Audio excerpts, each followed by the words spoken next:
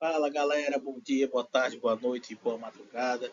Estamos aqui mais uma semana, um mês já de aula, o edital.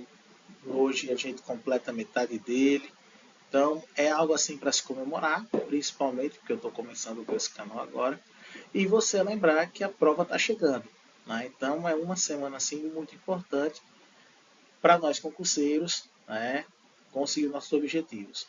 Aula de hoje, Hidrografia da Paraíba. Antes de começar, pessoal, sempre lembro para vocês, vamos se inscrever no canal, ativar o sininho das notificações, vamos curtir, vamos comentar, compartilhe lá com o pessoal para todo mundo que quer entrar na PMPB ter acesso a essas aulas, tá certo?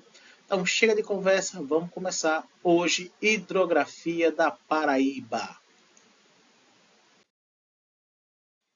E a gente começa, pessoal, essa aula lembrando alguns aspectos importantíssimos, não só sobre a hidrografia da Paraíba, sobre a hidrografia mundial. Para a gente lembrar que a água é um recurso importantíssimo que precisa ser preservado. Então, a primeira coisa que eu vou lembrar para vocês é que a água doce, pessoal, ela é mal distribuída na superfície do planeta Terra. Tá? Então, tipo, 3 países vão ter quase metade de toda a água do planeta. Então, a gente tem Brasil, Rússia e Canadá, com quase metade de toda a água do planeta. Tá certo? Então a água é mal distribuída, inclusive aqui no território nacional. Né? O Nordeste possui os rios temporários, em sua grande maioria.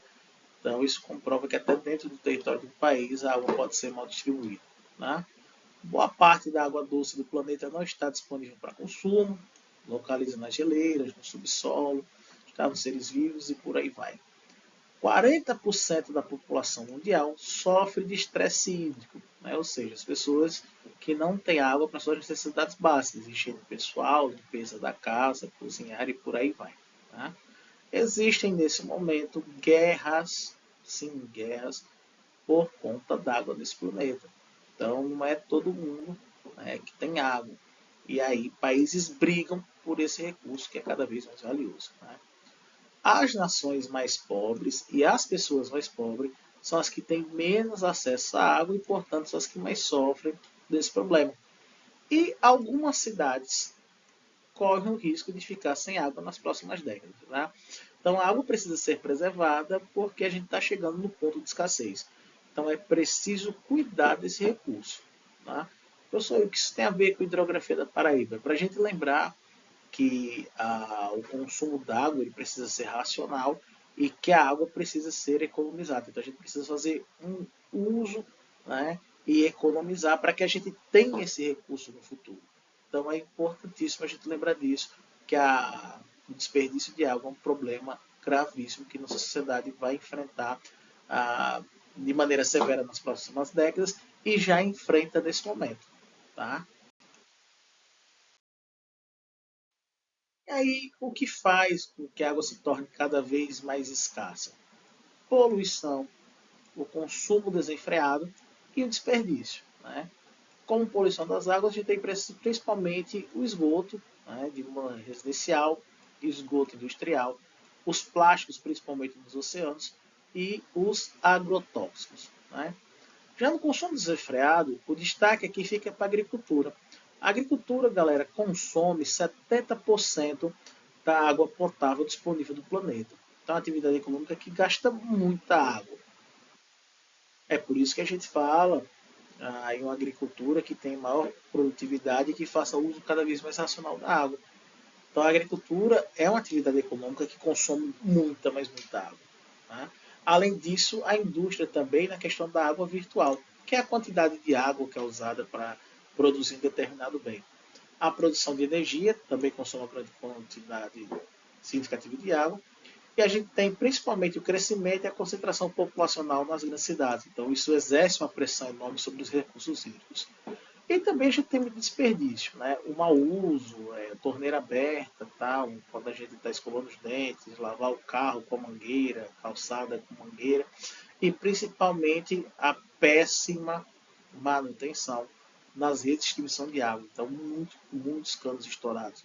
Há cálculos aí, pessoal, que dizem que 40% da água disponível, né, nas distribuição, nem chegam na casa da população, porque ela se perde pelo caminho por conta de canos estourados. Tá? Então, essas informações elas são importantíssimas para a gente compreender a questão da água, a situação da água hoje na nossa sociedade. Né? Então, é importante nós lembrarmos desses aspectos. Quando a gente fala de rio, tá?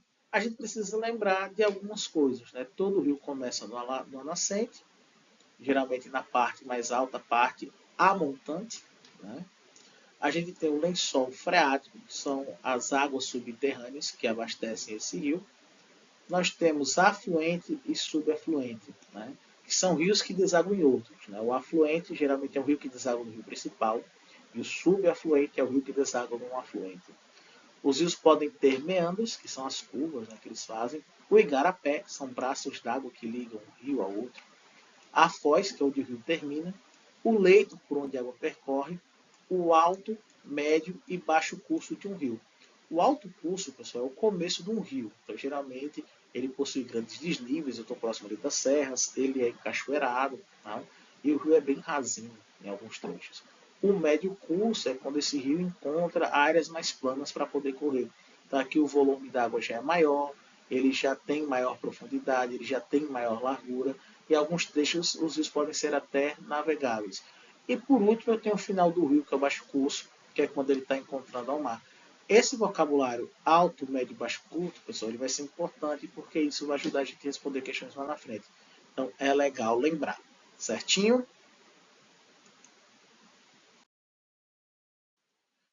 A gente tem a bacia hidrográfica. Né? Quando a gente estuda hidrografia, a gente não fala somente de um rio, a gente fala da sua importância econômica e principalmente das áreas que esses rios podem. Né? Então é mais que só água de rio, é a região, o aproveitamento econômico, é também a forma como esses rios são aproveitados pela população, é também os cuidados e problemas ambientais. Então, todo esse conteúdo é bacia hidrográfica. Então, geralmente a gente não estuda o rio em si, a gente estuda a bacia hidrográfica, que leva em consideração todos esses aspectos. Né? Então, a bacia hidrográfica é a área ou região de drenagem de um rio principal e seus afluentes. Então está ligado aí a toda a área por onde esse rio passa e seus afluentes também. Ok? Então é a porção do espaço que as águas da chuva, montanhas, serras e outros rios escoam determinado curso d'água abastecendo. O que separa uma bacia hidrográfica de outra são os divisores de água. Lembrando para vocês que aqui é na Paraíba, o maior divisor de águas que a gente tem é o Planalto da Borborema. Ok? Então é importante a gente pensar nisso. Certinho? E aí lembre, as bacias hidrográficas são os divisores de água, perdão, são uma espécie de fronteira. Né? De um lado, a água escorre em uma direção e de outro, a água vai escorrer em outra direção. Aqui no caso da Paraíba, o Planalto da Borborema vai fazer com que haja dois tipos de rio, os rios sertanejos e os rios litorâneos. Tá? Os rios sertanejos, já adiantando para vocês, são aqueles que vão correr em direção ao estado do Rio Grande do Norte, e os rios litorâneos é aquele que vai correr em direção ao Oceano Atlântico. E quem faz e quem determina esse direcionamento é o Planalto da Borborema. Tá certo? E aí a gente tem as principais bacias hidrográficas da Paraíba. Aí a gente tem as grandes bacias, são três. Rio Paraíba, e aí fazem parte da bacia do Rio Paraíba. As subbacias, as bacias menores do Rio Taperoá, Surucucu, Monteiro e Gurien. A gente tem a bacia do Rio Piranhas. A gente tem as subbacias do Rio do Peixe, Piancó, Espinharas, Picuí, Seridó e Sabugi. E a gente tem o Rio Mamanguape com a subbacia do Araçagi. Então essas aqui são as maiores bacias hidrográficas que a gente tem no estado da Paraíba. E já, pessoal, eu já adianto para vocês o seguinte. O Rio Paraíba e o Rio Piranhas são aqueles que têm maior importância para o nosso estado e a gente vai já explicar por quê. Né? Aí depois a gente tem as bacias da Borborema Setentrional, com o rio Curimataú e o rio Jacu. E a gente tem as bacias do litoral, com o rio Guaju, Estiva, Miriri, Gramame e Abiaí. Né? Lembrando, pessoal, aqui o seguinte, todas as bacias que estão escritas em azul são rios sertanejos e todas que estão escritas de verde são rios litorâneos. E aqui eu quero fazer uma observação sobre a bacia do rio Curimataú. Tá? Alguns autores vão dizer que o rio Curimataú é um rio litorâneo, isso porque ele nasce no Planalto da Borborema. Porém, outros autores vão defender que ele é um rio sertanejo, porque ele corre em direção ao estado do Rio Grande do Norte. Ok? E para outros autores, o rio Curimataú vai ser trabalhado como uma categoria à parte. Tá? Então, nessa divisão entre rios sertanejos e rios litorâneos, o rio Curimataú ele consegue conservar essa característica. Ele nasce no Planalto da Borborema, como rio litorâneo, mas ele corre em direção ao Rio Grande do Norte como um rio sertanejo. Beleza? Então, existe aí algumas indagações sobre a classificação do rio Curimataú. Muitos materiais vocês vão encontrar ele como rio litorâneo e outros materiais vocês vão encontrar como um rio sertanejo.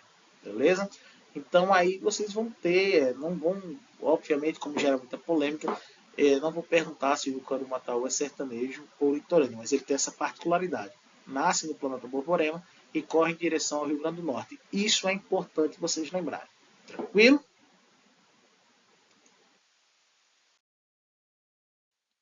E aí, quem são os rios litorâneos?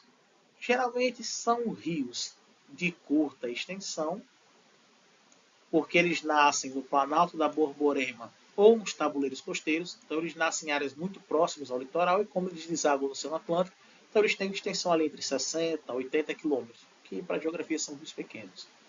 São perenes, ou seja, eles nunca secam, mesmo no período da estiagem, todos desaguam no Oceano Atlântico e eles têm uma grande importância. Né? Eles abastecem os centros urbanos da Mata Paraibana, além de servir para a irrigação da cana-de-açúcar, abacaxi, mamão e todas as culturas que existem lá na região do litoral. Já os rios sertanejos, eles são de grande extensão, são rios que têm aí aproximadamente 200, 150 quilômetros, são de maior extensão, assim por assim dizer. São temporários, eles vão secar na estiagem, porém, alguns rios, mesmo sendo temporários, eles passaram por um processo de perenização. O que é isso?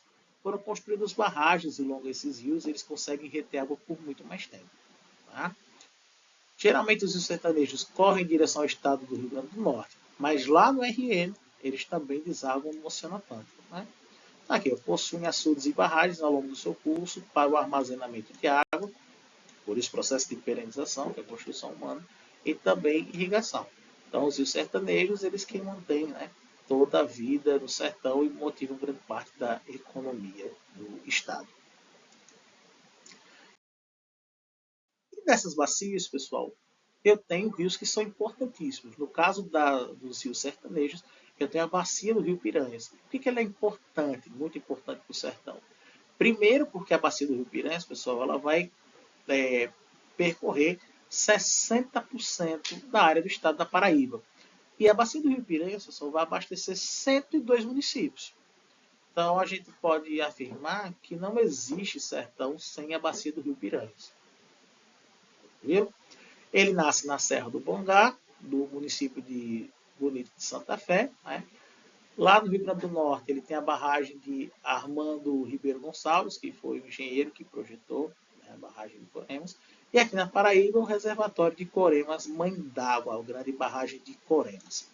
Beleza? Então, o Rio Piranhas, importantíssimo para o sertão, a bacia do Rio Piranhas. Já a bacia do Rio Paraíba, ela vai ser importante tanto para o litoral e pelo estado. O Rio Paraíba nasce na Serra do Jabitacá, em Monteiro, lembrando que o Rio Paraíba é um rio litorâneo. Né? No seu leito foi construído o açude do Boqueirão, ou represa do Boqueirão. Ele foi importantíssimo para o processo de colonização do território paraibano, porque permitiu a penetração dos portugueses para o interior do estado. Então, o Rio Paraíba ele é muito importante pela questão histórica. E atualmente essa importância redobrou, porque o Rio Paraíba é quem recebe as águas da transposição do Rio São Francisco e a partir dele, essa água é distribuída, pessoal, para 308 municípios, tanto da Paraíba quanto para o Rio Grande do Norte. Então, o Rio Paraíba agora tem essa importância de distribuir as águas do Rio São Francisco, né, finalizando aí o eixo leste da transposição. Então, esses dois rios eles têm importância fora do comum para o estado paraibano. Então, é importante lembrar deles, porque provavelmente eles podem aparecer na sua prova. Tá? E por último, deem uma olhadinha sempre que puderem no açude, na barragem de Coremas, porque ela também costuma aparecer muito em questão de provas. Tá? Então aqui tem um textozinho, né, que a gente achou no site da Paraíba Criativa. Depois procurem, leiam sobre esse texto, adquiram mais conhecimentos sobre o açude de Coremas, para que vocês cheguem preparados para a prova de vocês. Ok? Então, galera, a gente vai ficando por aqui. É uma aula mais curta do que as outras, mas é uma aula importantíssima, porque é questão de prova, pode aparecer na sua prova de concurso. Então, desde já um forte abraço, boa semana para vocês. Valeu, soldado!